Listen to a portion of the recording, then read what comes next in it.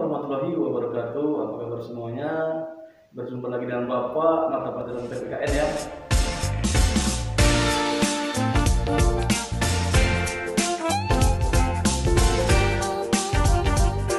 Oke, pada kali ini kita akan membahas mengenai bab 2 yaitu norma dan keadilan.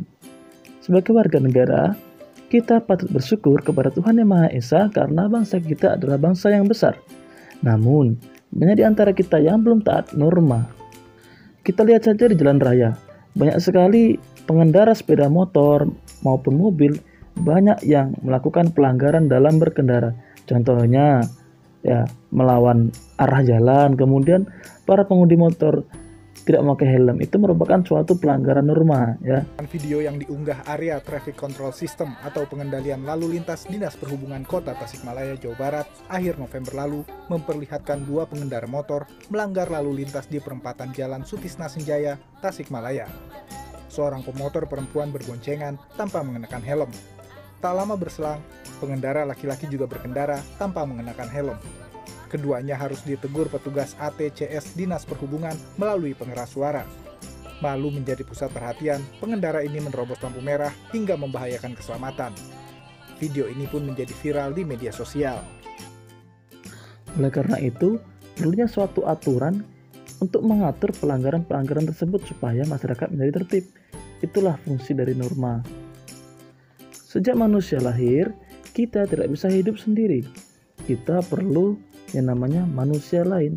Maka dari itu, seorang ahli filsafat dari bangsa Yunani yang bernama Aristoteles menyebutnya sebagai zoon politikon atau makhluk sosial.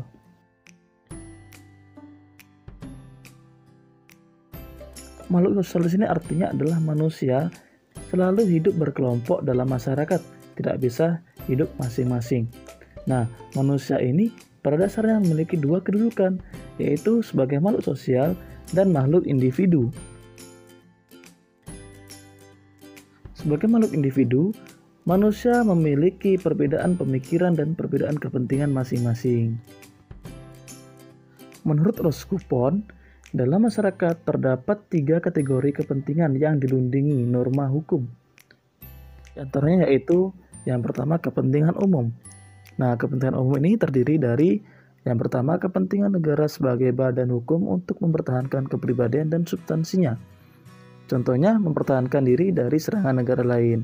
Misalnya dalam membentuk militer yang kuat, itu merupakan suatu bentuk menjaga pertahanan negara.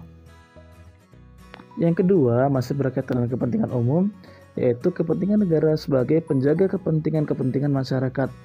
Contohnya, menjaga fasilitas-fasilitas publik atau umum dan kestabilan ekonomi. Misalnya dalam hal pembangunan infrastruktur, negara harus adil dalam pembangunan, dan dalam hal ekonomi, negara misalnya membuka lapangan pekerjaan untuk warga negaranya.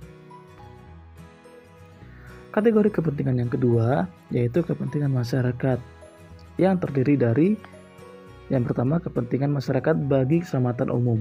Contohnya perlindungan hukum bagi keamanan dan ketertiban. Yang kedua, kepentingan masyarakat dalam jaminan lembaga-lembaga sosial. Contohnya perlindungan lembaga perkawinan atau keluarga. Yang ketiga, kepentingan masyarakat dalam kesusilaan untuk melindungi kerusakan moral.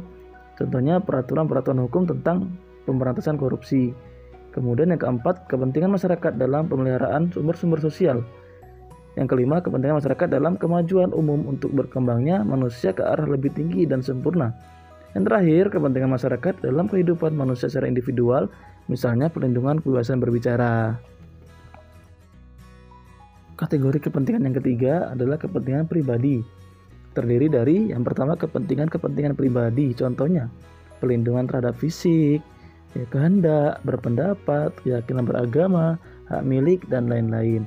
Yang kedua, kepentingan dalam rumah tangga. Contohnya perlindungan bagi lembaga perkawinan. Yang ketiga, kepentingan substansi.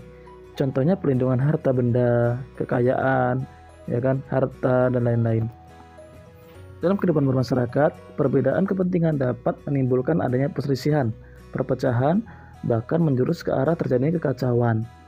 Ya, misalnya seperti Anda saja di kelas, kalau ada perbedaan pendapat, kemudian saling olok-mengolok, saling ejek-mengejek, itu akan membuat kita menjadi terpecah belah. Nah, sama halnya dengan kehidupan bernegara, bermasyarakat. Jadi, untuk menghindari adanya benturan akibat perbedaan kepentingan tersebut, diperlukan suatu tatanan hidup berupa aturan-aturan dalam pergaulan hidup di masyarakat. Nah, tatanan hidup tersebut biasanya disebut dengan norma. Norma itu dibentuk untuk melindungi kepentingan-kepentingan manusia sehingga dapat terwujud ketertiban dan kedamaian dalam kehidupan bermasyarakat. Seorang ahli hukum bangsa Romawi mengatakan, ubi societas ibi ius, artinya di mana ada masyarakat di situ ada hukum. Artinya di mana ada dua orang atau lebih, maka hukum adalah sesuatu yang wajib ada untuk mengatur hubungan antara dua orang atau lebih tersebut supaya tidak terjadi kekacauan. Kesimpulan dari pengertian norma tersebut adalah aturan atau ketentuan yang mengatur kehidupan warga masyarakat yang dipakai sebagai panduan, tatanan, dan pengendali tingkah laku.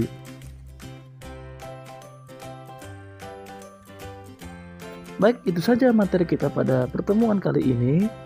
Materi berikutnya yaitu macam-macam norma akan kita bahas di video berikutnya. Terima kasih telah menyaksikan.